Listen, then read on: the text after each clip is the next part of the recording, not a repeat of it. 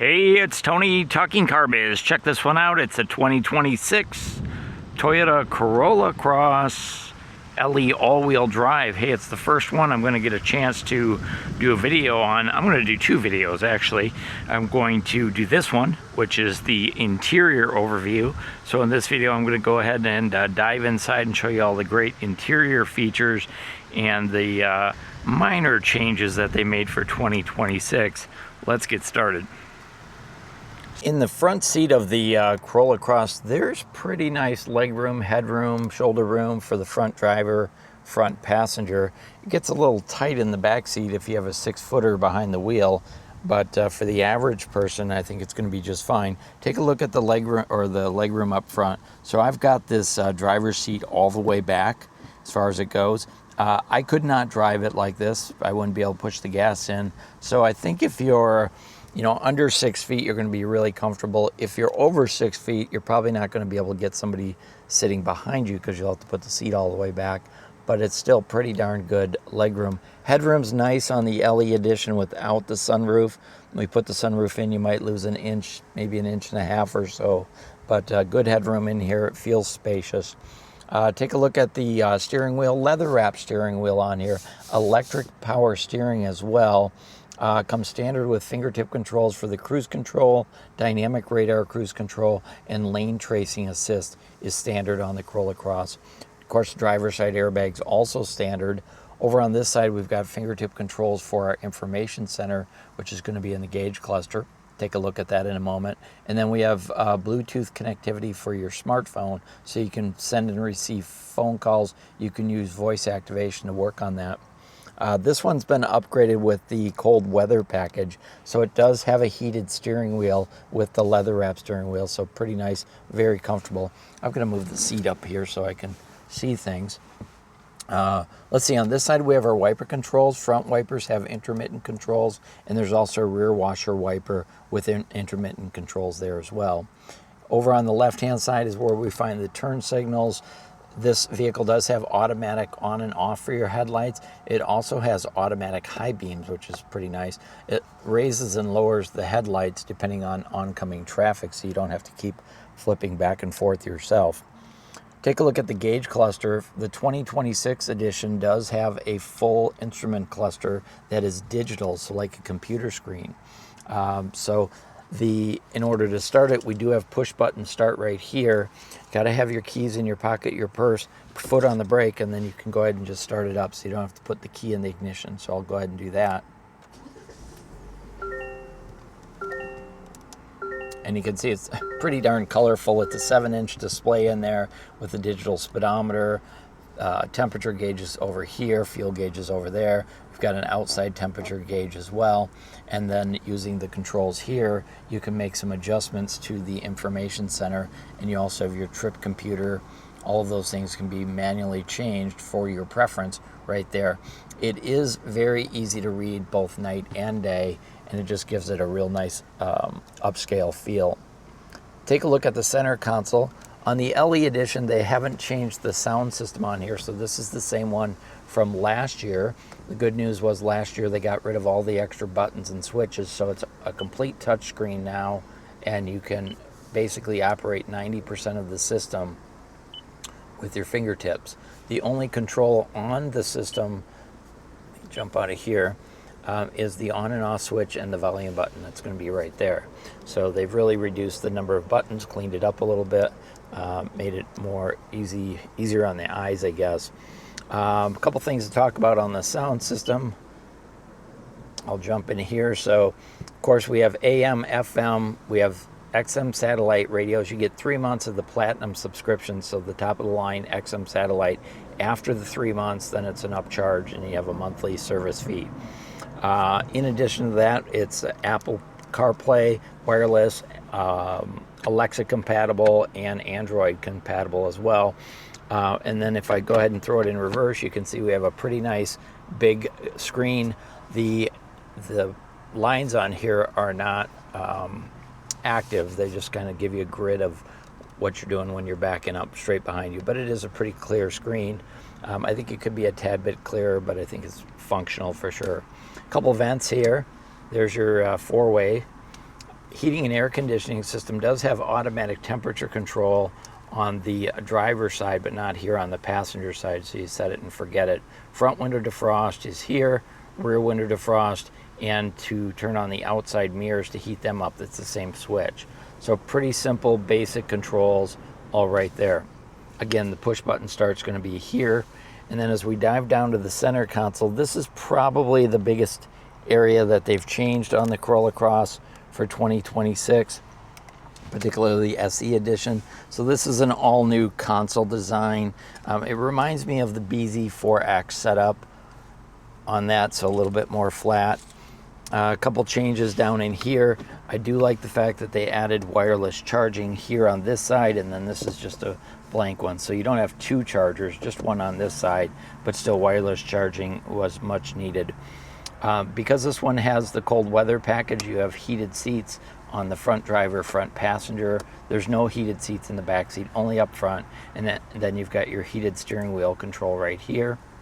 We have our automatic engine stop and start, which can help save a little bit on fuel economy. It turns the engine off when you go to a stoplight, and then it automatically starts it back up when you tap the accelerator. We do have a CVT automatic transmission here. You can go into kind of that faux manual shifting gear here as well if you want to kind of put more hands on with it. We've got our parking brake hold and our parking brake control right there. And then they did add a USB-C plug here, so if you need an additional charging power opportunity up front, there's one here for wireless and then a wired one here. They did get rid of the plugs that used to be down here. Now you have just the one and then the wireless charging. The cup holders have been slightly redesigned. There's still two of them here. Still a small armrest. It is a fabric covered and padded. And then we have two more places to plug here. We've got a 12 volt and another USB-C. So they've stepped up the game a little bit there with the 12 volt plug in the armrest. Take a look at the seats. The LE seats are all black. There's no color contrast on the inside on this particular one. There's also a gray interior available. And then you can see there's silver trim on the door panels. There's also bottle holders and a pocket. And the LE edition comes with 6 speakers, one down there. And then over here we've got our glove box. So the glove box does not have a lock on it. It's a nice sized glove box, and of course the owner's manuals are in there as well. Padded dashboard with the passenger side airbag, and then we do have side curtain airbags. There's a passenger assist handle up there, makes it easy to get in and out. And then we do have lighted vanity mirrors. Those are on both sides with visor extensions on both sides as well. And then the overhead console doesn't have a whole lot on it. Of course, you've got your lights, overhead lights. You've got some warning indicators here.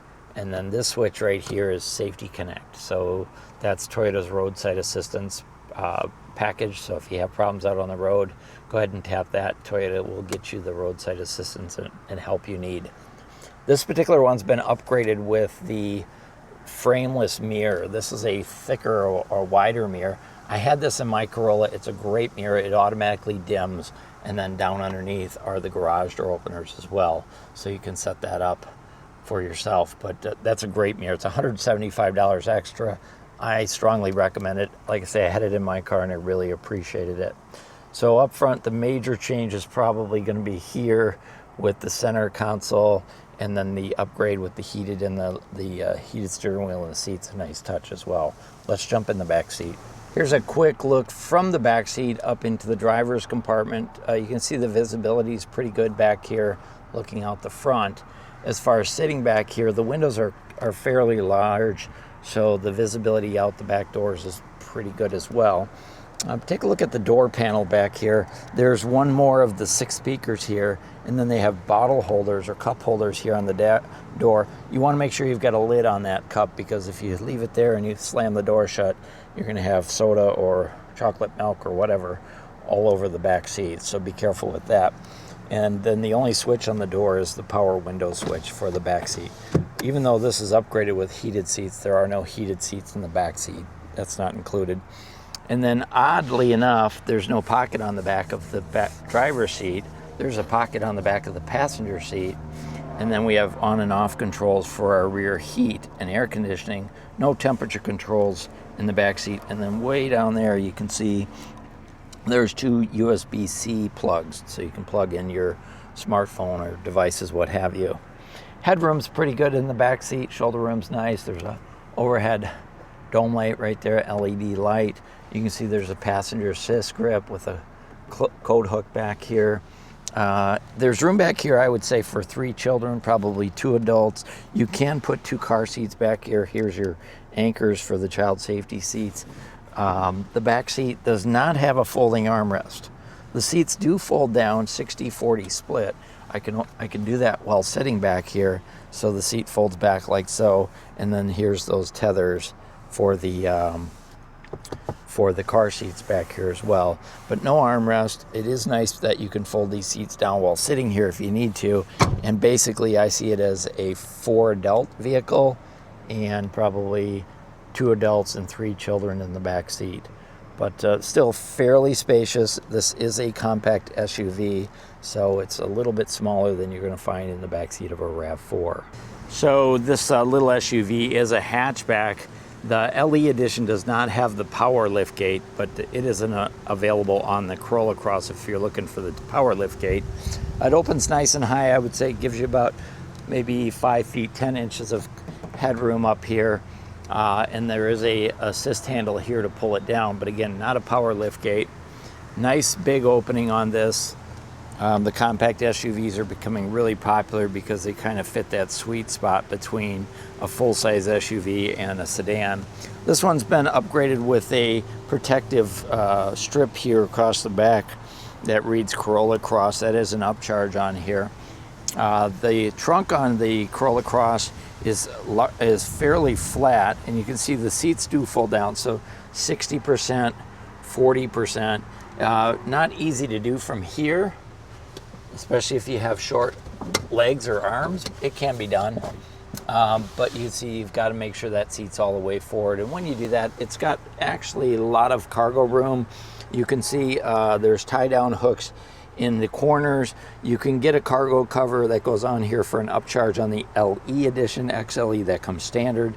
There's big storage wells here on the back side, both sides, and then down underneath is where you're going to find that temporary spare tire. There's little cubbies here too to store stuff, so I think you could get some jumper cables in there, first aid kit and such, but everything's wrapped up under there. It is a temporary spare tire, so they don't have to fix a flat. They're still going with the temporary spare tire, but overall gives you lots of flexibility and versatility. So there you go. That's a quick look at the interior of this 2026 Toyota Corolla Cross. Hey, if you like this video, go ahead and hit that thumbs up. If you have any questions, comments, or concerns, let me know in the comments. I'll do my best to answer them. This is Tony talking car biz. Thanks for watching.